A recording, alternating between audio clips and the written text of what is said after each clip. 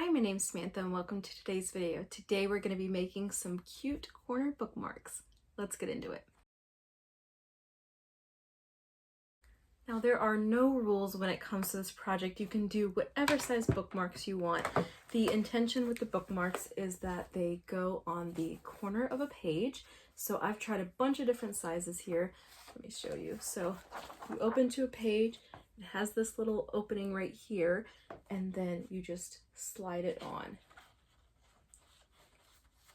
like that. And then when you shut it, you can see the bookmark.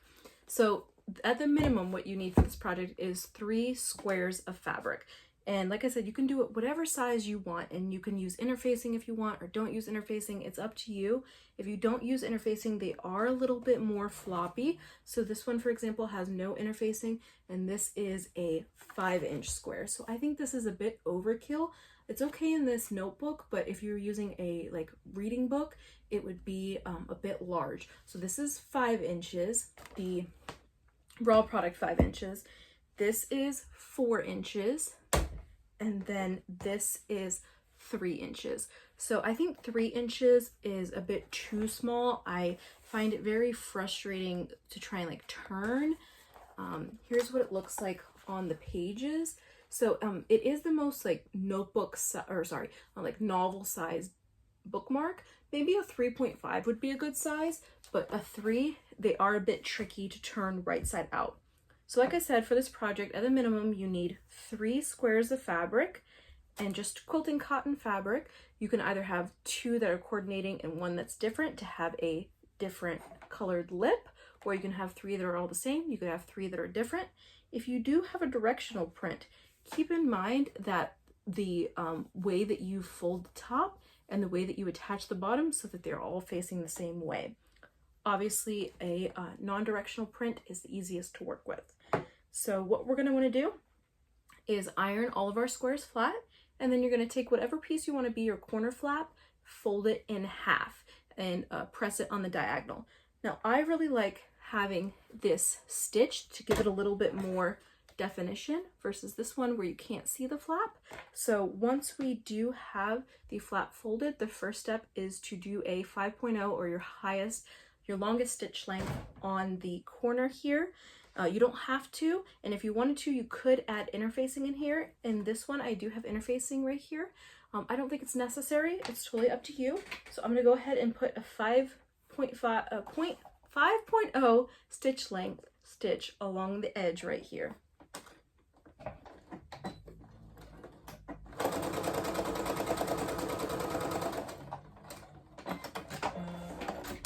Okay, so now that we have this stitched, and you could do it in a coordinating thread, you could do it in a contrasting thread. The next step, if you are using interfacing and you do have fusible interfacing, is to fuse it in. So you want to look for the shiny side, and you're going to want to fuse it onto the piece that is going to be the facing piece right here in behind the lip. So for example, this one is going to go like this. So this is your corner, and this is the piece that's going to have the interfacing. Once you have your interfacing fused on and your triangle stitched, then you'll take these 2 pieces, stack like this, and then put your third piece right sides together, and you're going to want to pin. You're going to want to pin in the middle, and then when you sew, you want to start on an edge that does not have this corner piece. You want to have this corner piece really secure. So you want to start stitching here or here, and then when you stitch, you're going to want to start here, go all the way around, and then leave an opening. Again, the 3-inch one, it's tricky to do this because it's already such a small piece of fabric. But let me show you once we have it all stitched up. And we're going to want to drop our stitch length back down to a tighter stitch. I have mine at a 2.5.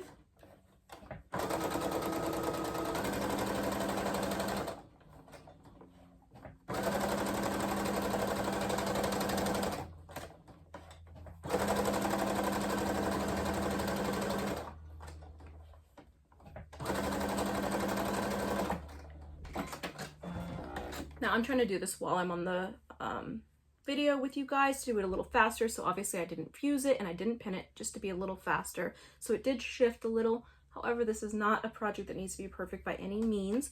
And I did cut the fusible slightly smaller. So my squares, like I said, are 4 inches. So I cut these, what is it, 3.75, like 1/8 of an inch. I move the ruler over so it would be slightly smaller. The next step is we're going to want to trim. So you're going to want to trim your corners.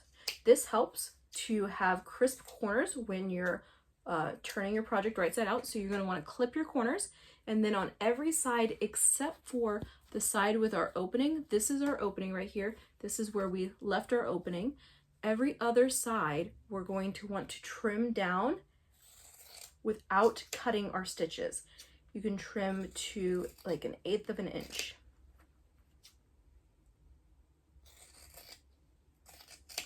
Once you've done that, the next step is we're going to want to turn this guy right side out.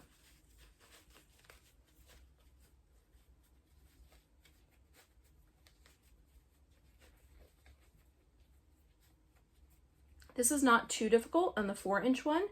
Like I said, the three is definitely tricky. So once you've got it turned for the most part, you can use a pair of scissors, a pen, a pair of chopsticks.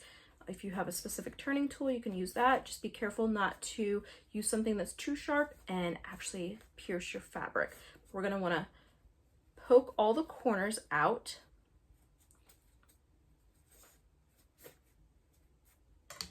And then where our opening is, you're going to want to push this down, make sure it's flat.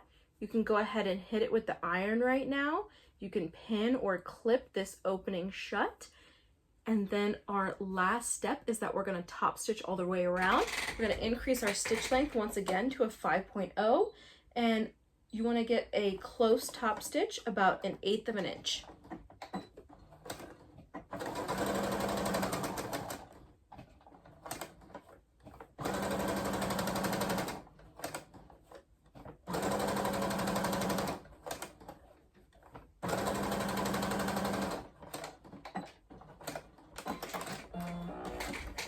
Last step is just to trim the threads.